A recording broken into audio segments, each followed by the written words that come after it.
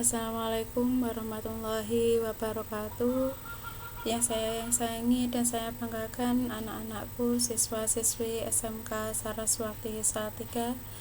Puji syukur alhamdulillahirabbil alamin, pada kesempatan kali ini kita dapat berjumpa kembali dalam pembelajaran daring mata pelajaran Pendidikan Agama Islam dan Budi Pekerti.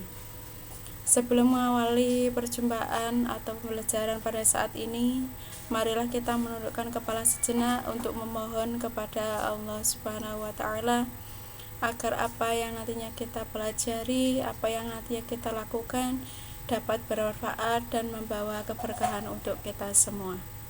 Menundukkan kepala untuk berdoa dipersilahkan.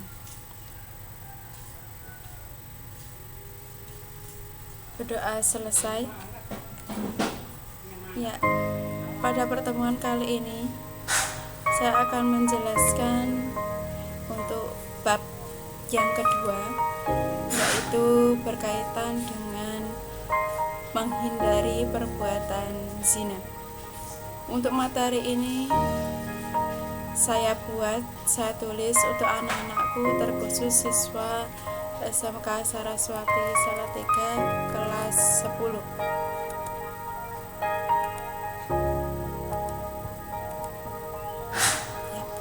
Anak-anakku semua, sebelum mengawali pembelajaran, saya persilahkan untuk anak-anakku semua mempersiapkan Al-Qur'annya, karena di pembelajaran awal ini kita akan belajar tentang Al-Qur'an, mulai dari membaca Al-Qur'an, kemudian mengidentifikasi tajwid, mengidentifikasi untuk arti dari ayat yang kita pelajari.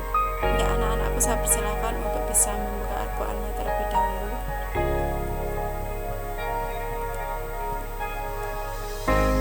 Sambil menunggu, saya mulai saja. Seperti biasa di pertemuan awal, sebelum masuk ke materi inti, akan saya sampaikan untuk kompetensi dasar terlebih dahulu. Ya, kompetensi dasar yang pertama yaitu membaca Quran Surat Al-Isra surat ke-17 ayat 32 dan Quran Surat An-Nur ayat 2 sesuai dengan kaidah tajwid dan makharijul huruf atau tempat keluarnya huruf. Mendemonstrasikan hafalan Quran Surat Al-Isra ayat 32 dan An-Nur ayat 2 dengan fasih dan lancar. Menganalisis Quran Surat Al-Isra ayat 32 dan An-Nur ayat 2 serta hadis tentang larangan pergaulan bebas dan perbuatan zina. Meyakini bahwa pergaulan bebas dan zina adalah dilarang agama. Kemudian menghindarkan diri dari pergaulan bebas dan perbuatan zina sebagai pengamalan Quran Surat Al-Isra ayat 32 dan An-Nur ayat 2 serta hadis terkait. Yang berikutnya, indeks pencapaian kompetensi atau IPK. Membaca Quran Surat Al-Isra ayat 32 dan An-Nur ayat 2 sesuai dengan kaidah tajwid dan makharijul huruf. Mengidentifikasi hukum bacaan yang terdapat dalam Quran Surat Al-Isra ayat 32 dan An-Nur ayat 2. Menerjemahkan Quran Surat Al-Isra ayat 32 dan An-Nur ayat 2. Menganalisis makna Quran Surat Al-Isra ayat 32 dan An-Nur ayat 2. Menganalisis isi kandungan Quran Surat Al-Isra ayat 2 dan An-Nur Al-Isra ayat 32 dan An-Nur ayat 2 serta hadis tentang larangan pergaulan bebas dan zina. Bab 2, menghindarkan diri dari pergaulan bebas dan perbuatan zina. Ya, ini untuk ayat Al-Qur'annya yang mengkaji tentang pergaulan bebas dan zina, yaitu terdapat dalam Al-Isra ayat 32. Anak-anakku, silakan dibuka untuk Al-Qur'annya, atau bisa anak-anakku semua lihat materi yang Guru sampaikan. Marilah kita baca bersama-sama terlebih dahulu.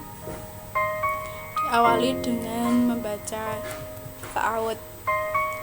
A'udzu billahi minasyaitonir rajim. Bismillahirrahmanirrahim. Wala taqrabuz zina innahu kana fahisha wa sa'as sabila. Dan janganlah kamu mendekati zina, karena zina itu sesungguhnya suatu perbuatan keji dan suatu jalan yang buruk. Kita lanjut. Mengidentifikasi tajwid untuk Quran surat Al-Isra ayat 32. Yang pertama, di sini ada mat tobi'i. Ini wala, karena ada huruf lam bertemu dengan alif.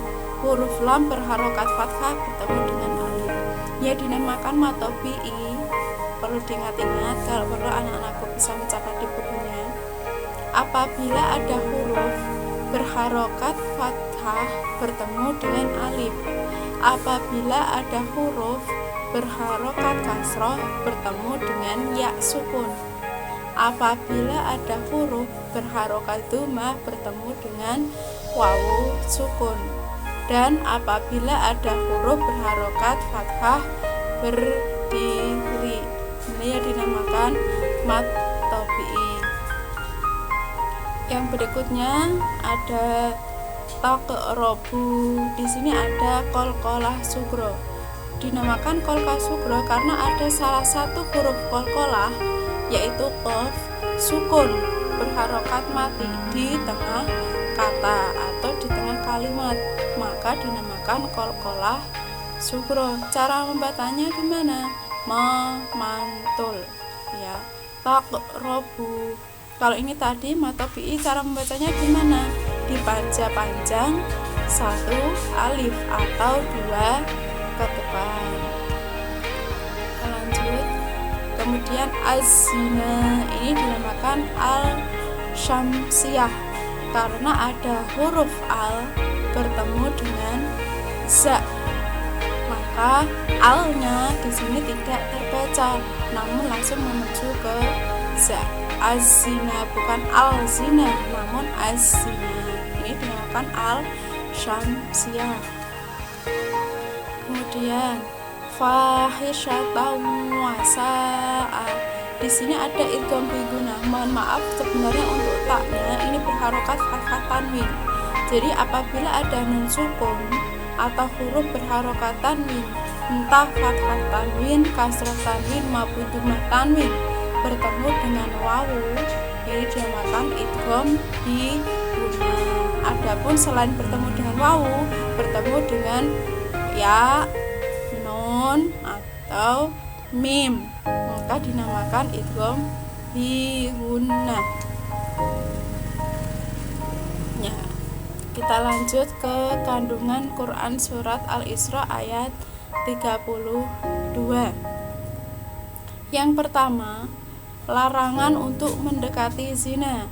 Jadi kita dilarang berbuat zina karena mendekati saja sudah tidak boleh, apalagi melakukan perbuatan zina.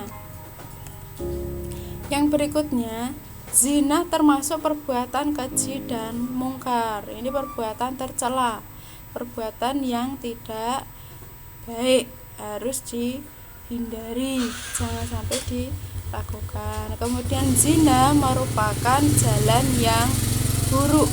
Jadi zina itu bisa membuat kita atau menghasut kita untuk berbuat yang tidak baik. Kemudian mendekati saja sudah dilarang, apalagi melakukannya. Yang berikutnya Quran surat An-Nur ayat 2. Silakan dibuka untuk Quran surat An-Nurnya, atau bisa lihat materi yang sudah Bu Nur sampaikan. Marilah kita baca bersama-sama. Diawali dengan ta'awudz terlebih dahulu. A'udzu billahi minasyaitonir rajim. Bismillahirrahmanirrahim. Az-zaniyatu waz-zani fajlidu kulla wahidin minhuma mi'ata jaldah wala ta'khudhukum bihima ra'fatun fi dinillahi in kuntum tu'minuna billahi wal yaumil akhir wal yashhad 'adabahu ma dha'ifatum minal mu'minin. Shadaqallahul adzim. Bagi anak-anakku yang belum bisa membaca Al-Quran, tidak usah minder, tidak usah takut, namun kalian harus tetap semangat untuk belajar lagi. Jangan sampai malu karena sudah besar, sudah SMK, masa mau belajar mulai dari aba, tak, jangan. Namun tetap semangat karena belajar Al-Quran tidak pandang usia. Kita lanjut. Quran, arti dari Quran surat An-Nur ayat 2, yaitu perempuan yang berzina dan laki-laki yang berzina, maka deralah tiap-tiap seorang dari keduanya 100 kali dera, dan janganlah belas kasihan kepada keduanya, mencegah kamu untuk menjalankan agama Allah. Jika kamu beriman kepada Allah dan hari akhirat, dan hendaklah pelaksanaan hukuman mereka disaksikan oleh sekumpulan orang yang beriman. Itu arti dari Quran surat An-Nur ayat 2. Kita lanjutkan untuk mengidentifikasi tajwid Quran surat An-Nur ayat 2. Yang pertama ada fajlidu. Nah, di sini ada salah satu huruf qalqalah yang sukun di tengah kata, yaitu jim. Huruf qalqalah itu apa saja? Ba, jim, dal, to, qaf. Silahkan bisa ditulis. Ba, jim, dal, to, qaf. Nah, ini ada huruf jim yang sukun di tengah kata, maka dinamakan qalqalah. Karena sukun di tengah kata, maka dinamakan qalqalah sughra. Cara membacanya gimana? Memantul. Yang berikutnya wahidim minhuma. Di sini ada dal berharokat kasroh tanwin bertemu dengan mim, maka dinamakan idgham bi gunnah. Idgham masuk bi dengan gunnah dengung, maka masuk dengan dengung. Wahidim, bukan wahidin, tapi wahidim, siap-siap masuk ke mim. Yang berikutnya ada idhar halqi, yang mana? Ini apabila ada nun sukun atau tanwin bertemu dengan alif atau hamzah, ha, kha, ain, ghain, 6 itu, maka dinamakan idhar halqi. Nah, di sini ada nun sukun bertemu dengan ha, maka dinamakan idhar halqi. Cara membacanya jelas. Wahidim minhuma. Kita lanjut. Nah, ta'khudhukum bihima. Di sini ada mim sukun. Mohon maaf, ini sebenarnya mim berharokat sukun. Ini ada ba berharokat kasroh. Ta'khudhukum bihima. Ada mim sukun bertemu dengan ba. Ini dinamakan ikhfa syafawi. Cara membacanya samar. Ta'khudhukum bihima. Lanjut. Ini in kuntum. Sebenarnya ini ada 2 ikhfa hakikinya. Apabila ada nun sukun atau tanwin bertemu dengan huruf 15, salah satunya ini ada kaf, ada ta. Ini ada nun sukun. Maaf, ini sebenarnya harokat nun bersukun bertemu dengan ta, ini bertemu dengan kaf, maka cara membacanya samar. in kuntum. Nah, ini ada ikhfa hakiki. Lanjut. Nah,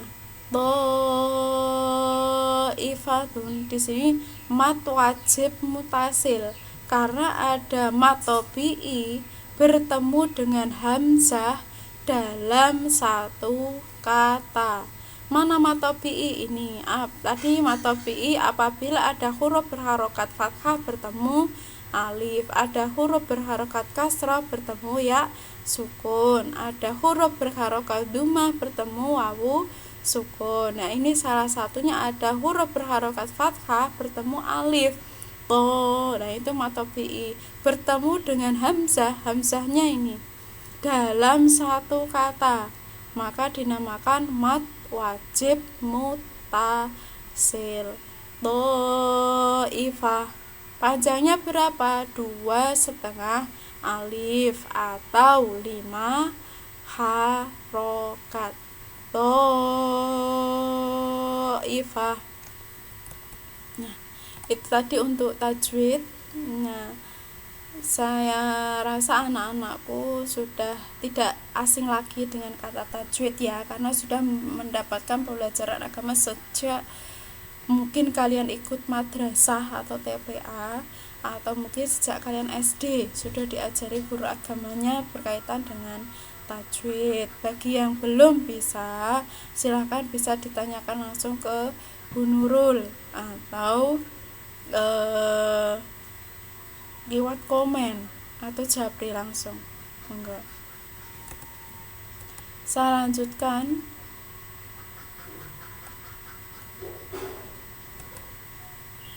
Untuk kandungan Quran surat An-Nur ayat 2.